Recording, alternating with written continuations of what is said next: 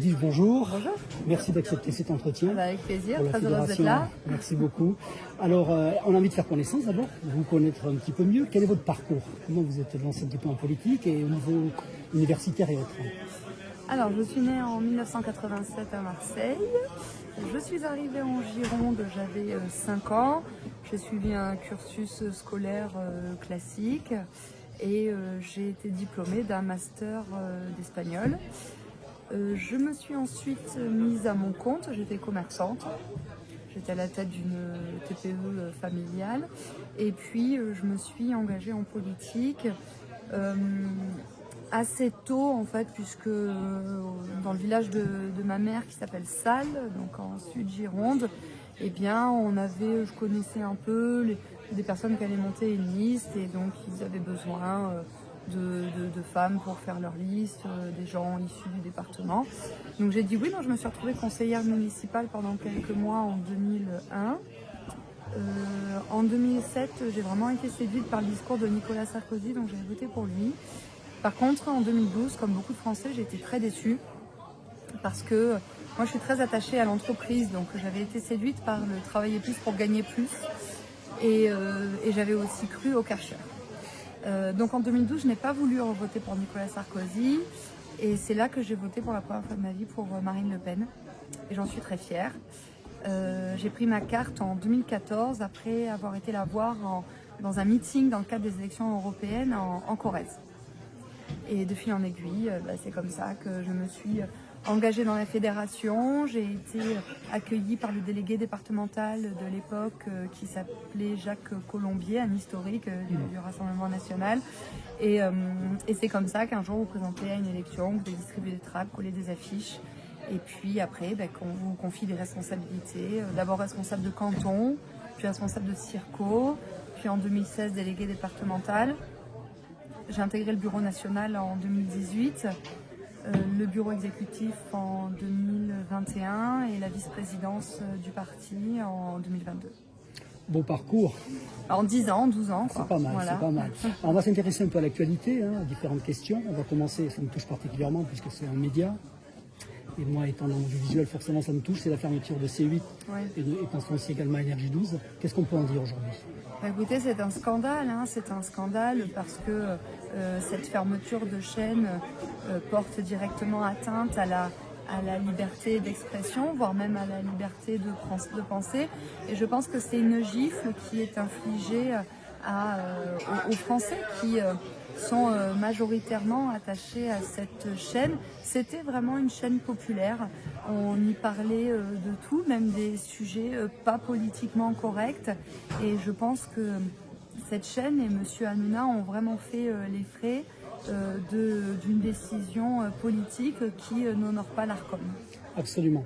On va s'intéresser maintenant à ce problème qui est récurrent maintenant, les OQTF, qu'on n'arrive pas à gérer, notamment avec l'Algérie. Alors, si on était aux affaires aujourd'hui, qu'est-ce qu'on pourrait faire? Oh là, déjà, tout ce qui se fait aujourd'hui, on ferait l'inverse. C'est-à-dire que Emmanuel Macron, moi je me souviens qu'il avait promis qu'il exécuterait 100% des OQTF. Bon, malheureusement, la France fait partie des pays d'Europe avec le plus faible taux d'exécution d'OQTF. Et là, c'est aussi le bilan de M. Darmanin et c'est aussi le bilan de M. Retailleau qui parle comme le Rassemblement national mais qui agit comme un macroniste. Donc à un moment donné, il y a une question de volonté politique derrière tout cela. Et moi, je pense qu'il faut entreprendre des discussions fermes avec l'Algérie. Il faut que le président de la République dise aux dirigeants algériens, si vous ne souhaitez pas reprendre vos ressortissants que nous souhaitons expulser, eh bien il y aura des sanctions. Et ces sanctions, elles sont multiples. On peut déjà supprimer la délivrance de visas, par exemple les visas étudiants, les visas pour soins. On peut aussi mettre un coup de pression sur le regroupement familial. Mais on peut aussi limiter les envois d'argent à destination de ce pays. Donc là, avec la diaspora. Mais on doit aussi et surtout arrêter, vous savez, l'aide internationale, qui est une forme de néocolonialisme. Et en retour, nous n'avons rien en définitive, si ce n'est que des insultes, du mépris et de l'arrogance. Donc je pense qu'Emmanuel Macron a fait la démonstration depuis 7 ans qu'il était dans l'incapacité d'entreprendre des relations diplomatiques saines et fructueuses avec le régime algérien. Donc vivement que Marie-Le Pen soit présidente de la République, précisément pour rétablir des relations diplomatiques équilibrées et surtout respectueuses, parce que ça suffit que la France se fasse marcher sur les pieds. Tout à fait. Alors un autre dossier qui est assez brûlant, c'est la justice. On a un gros souci avec nos magistrats. On vient de le voir avec une décision du tribunal administratif pour la fermeture du chantier près de Toulouse, avec beaucoup de personnes en difficulté aujourd'hui, des entreprises qui peuvent déposer le bilan à cause de ça. Une décision administrative, parce que là, il n'y a pas un vrai problème. Oui, alors moi, je ne mets pas tous les magistrats dans le même sac. Bien sûr qu'il y a des magistrats très politisés, qui sont d'ailleurs des opposants historiques au Rassemblement national, mais c'est comme partout, vous savez, c'est la minorité agissante et bruyante. L'immense majorité des magistrats font leur travail du mieux qu'ils peuvent dans un contexte de restrictions budgétaires très difficile. Donc là aussi, c'est une question de volonté politique que d'attribuer ou pas des moyens à la justice pour qu'elle puisse fonctionner convenablement, c'est-à-dire déjà dans des délais acceptables. Mais aussi, il faut savoir que les magistrats sont la bouche de la loi. Donc en fait, les magistrats ne font qu'appliquer une loi. Et c'est la raison pour laquelle il faut changer la loi. Et c'est la raison pour laquelle nous souhaitons obtenir la majorité absolue à l'Assemblée nationale, précisément pour neutraliser les politiques menées par l'extrême gauche du nouveau Front populaire, qui est réellement sous la coupe de la France insoumise et des écologistes. Parce qu'en fait, ceux aujourd'hui qui bloquent les projets industriels en France, ceux qui bloquent les projets en matière de déplacement, là on a la question de l'autoroute, mais nous, dans cette région et aussi dans la mienne, on a la question de la LGV, qui fait aussi l'objet de prise en otage quelque part par cette idéologie de la décroissance qui est impulsée par l'idéologie des écologistes. Donc en fait, pour que cette idéologie recule, qu'elle soit moins puissante, il faut gagner les élections. Et c'est pour ça qu'il faut que le Rassemblement national soit présent le plus possible dans les élections municipales, au moment des élections départementales, des élections régionales et aussi à l'Assemblée nationale. Moi, j'ai beaucoup d'espoir que l'Ariège envoie des députés patriotes à l'Assemblée nationale, puisque sur les 2 circonscriptions du département, eh bien, nous avons dépassé les 40%. Donc c'est vraiment un message d'espoir que moi je veux porter aujourd'hui au sein de la fédération du RN 09.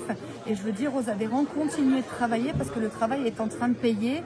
Et ce département a littéralement été abandonné par le bloc central, par les LR et les macronistes. Il n'y avait même pas de candidat la dernière fois aux élections législatives.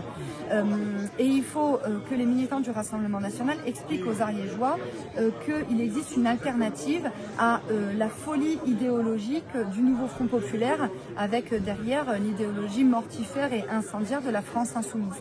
Donc moi je pense qu'en Ariège, comme dans de nombreux départements d'Occitanie, on peut envoyer des députés patriotes à l'Assemblée nationale.